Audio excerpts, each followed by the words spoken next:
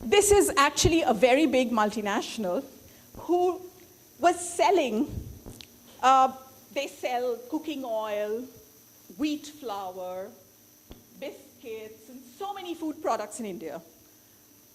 They source the commodities, the wheat grain, the rice, etc., from, of course, from the villages, from the farmers across India, with one problem.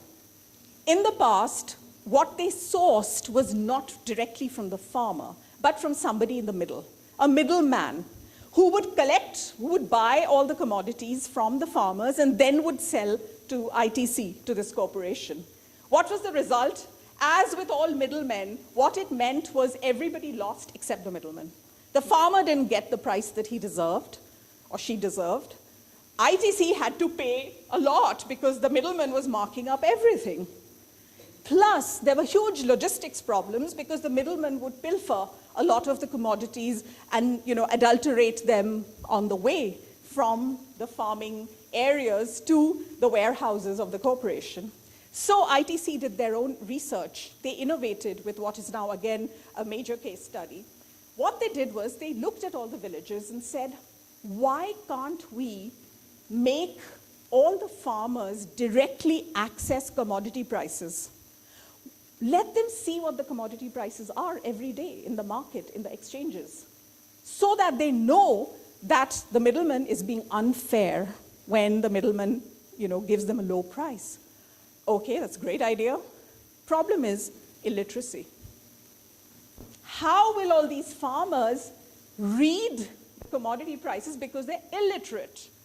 So what ITC did was they looked at our local government infrastructure, which has a unit in every village. The lowest level of governance is the people of the village.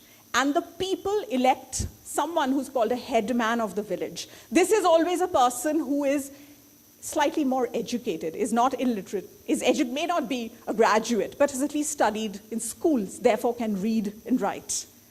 ITC went to all the headmen and said, what if we put up a little kiosk in the village which will have access to the internet? We will design a site in the local language that you can read, you, the headman, can read. This will provide all the commodity prices. Your job will be to read them every day to see the commodity prices and inform all the farmers in your village that these are the prices for wheat today. Don't sell for anything less than this. Huge success, huge. The empowerment for the poorer farmers is huge. So today, ITC directly sources from the farmers. The middlemen are cut out in this case. ITC doesn't have to pay more because the middlemen are out. The farmer gets more because the share that the middleman took, that's not going there anymore. This one. Yeah.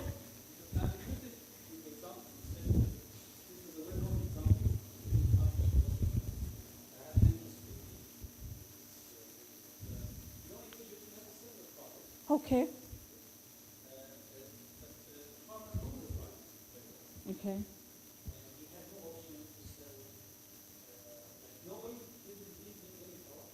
Because nobody is coming to, it's the middleman who's there. It'll rot.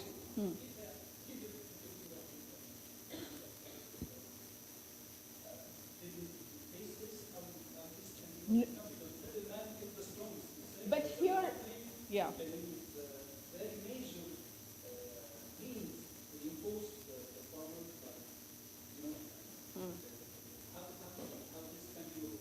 In this case, the only reason it could be was because this large corporation was so interested. If they had not been behind it, it would have been very difficult. Because the middlemen are very powerful in the local context. But it was the corporation that put all its strength behind this. That's the only reason. Exactly. Exactly. Exactly. They provided even transport to carry the commodity.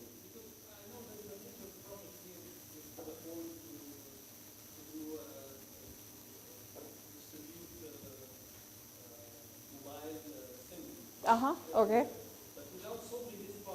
You can't.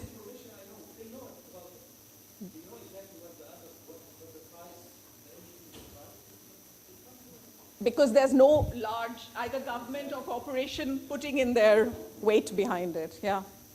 Yeah. Well, somehow the middleman, I don't remember the middleman, but the middleman has somehow added value. For himself mainly. He has an added value somehow. Hmm. Now, in the case of ITC and the question of Assam, if that ITC body or that whole body can provide a chain of the added value of that middleman. Yes. That's what happened here.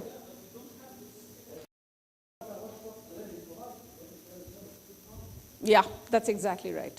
Exactly.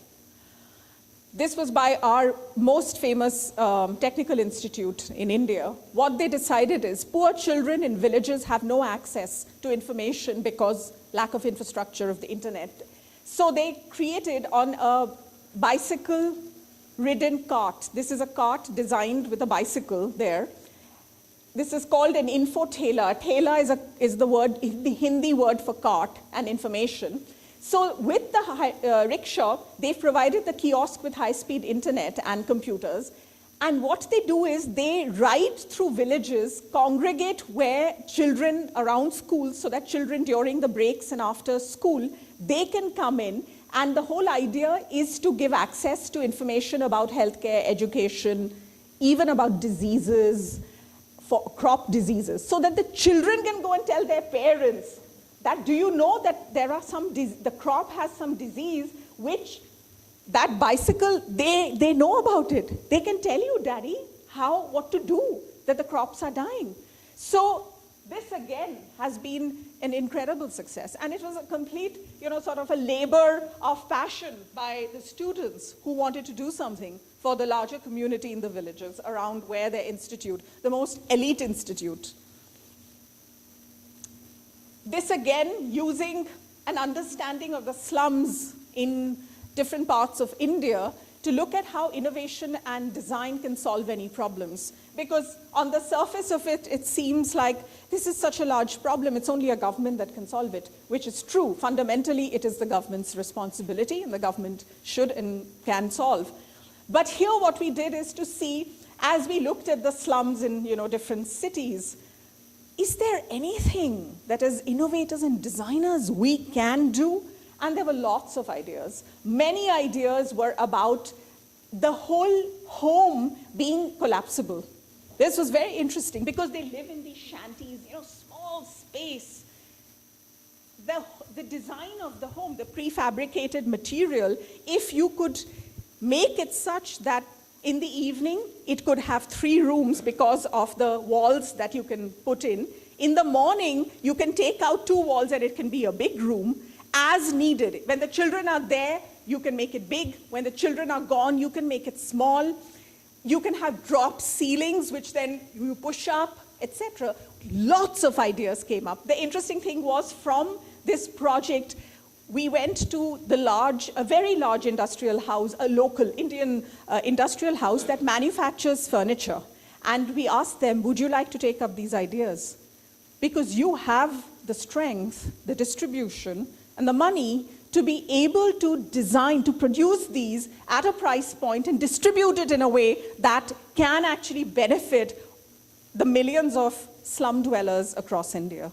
And so Godrej, that's the name of the company, they have now formed a special unit that looks at producing appropriate, they don't say low cost, but appropriate solutions. Not just for housing, but even appliances. They just came up with a very, very cheap refrigerator that can be used both in rural areas and by the poorer sections of people.